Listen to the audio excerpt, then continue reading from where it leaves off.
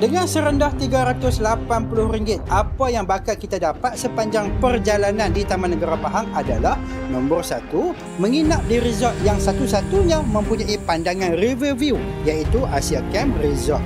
Dan ini satu-satunya resort yang ada jabatan gantung. Nak akses ke kedai kampung, jalan kaki sahaja. Nombor 2, kita dapat naik canopy walk.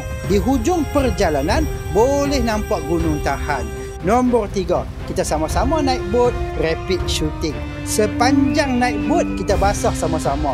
Kemudian kita singgah ke kampung orang asli, kita belajar budaya hidup mereka.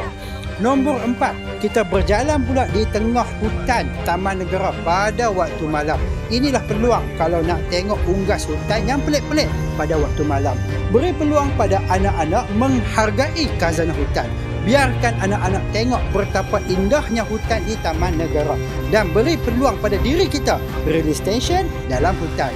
Daftar slot sekarang di www.jomlar.com atau hubungi nombor telefon yang tertera di ruangan komen. Mana tahu mungkin ada diskaun tambahan, kan? Mari daftar sekarang sementara slot masih ada.